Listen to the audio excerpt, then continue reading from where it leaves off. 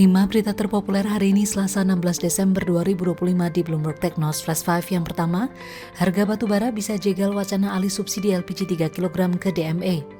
Wacana pengalihan subsidi gas minyak cair atau liquefied petroleum gas atau LPG 3 kg ke produk dimethyl ether atau DME dinilai justru memerlukan dana yang jauh lebih besar. Menurut para ekonom, proyek DME hanya layak dijalankan dengan penggunaan batu bara sekitar $30 per ton. Dengan harga batu bara saat ini di atas $100 per ton, pemerintah perlu subsidi yang sangat besar untuk menekan harga batu bara agar produk akhir DME memiliki harga yang ekonomis. Tak hanya itu, proyek hilirisasi batu bara menjadi DME juga menelan investasi yang terlalu besar.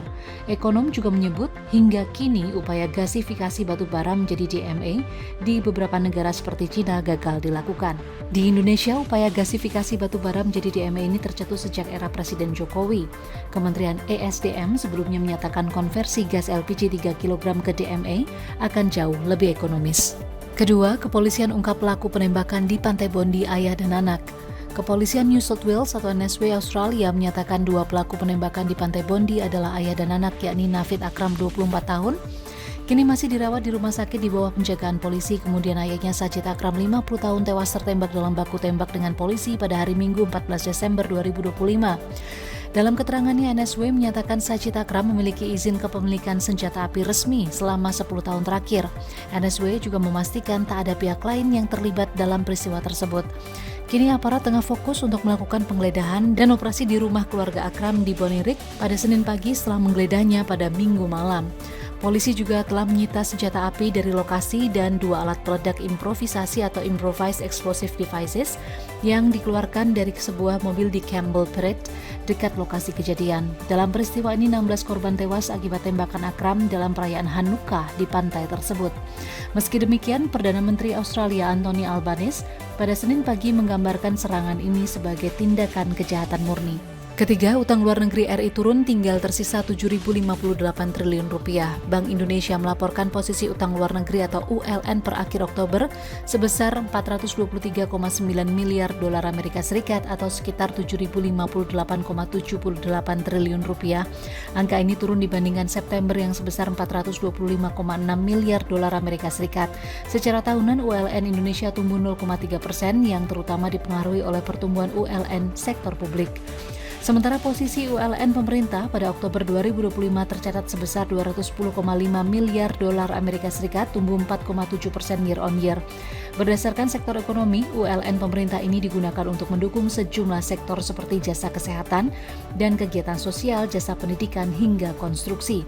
Selanjutnya, Bank Indonesia menjabarkan ULN swasta tercatat sebesar $190,7 miliar atau sekitar Rp3.166 triliun pada Oktober, lebih rendah dibandingkan dengan posisi pada September sebesar $192,5 miliar. Keempat, Wall Street melemah, saham teknologi tertekan. Sejumlah saham Amerika Serikat melemah pada perdagangan Senin 15 Desember 2025 seiring berlanjutnya aksi jual di sektor teknologi dan pelaku pasar bersiap menghadapi rangkaian data ekonomi yang akan dirilis pekan ini. Indeks S&P 500 ditutup turun 0,2% di New York, sementara indeks Nasdaq 100 yang didominasi saham teknologi terkoreksi 0,5%, memperpanjang tren pelemahan menjadi 3 hari beruntun. Saham teknologi kembali tertekan pekan lalu akibat kekhawatiran terkait AI. Banyak pihak menganggap AI teknologi terlalu dibesar-besarkan. Hal ini diperparah kinerja ekonomi buruk perusahaan teknologi seperti Oracle Corporation dan Broadcom Incorporation. Meski kelompok saham teknologi berkapitalisasi besar yang disebut Magnificent Seven ditutup bervariasi, Nvidia Corporation, Meta Platform Incorporation, dan Tesla Incorporation naik tipis 0,1%.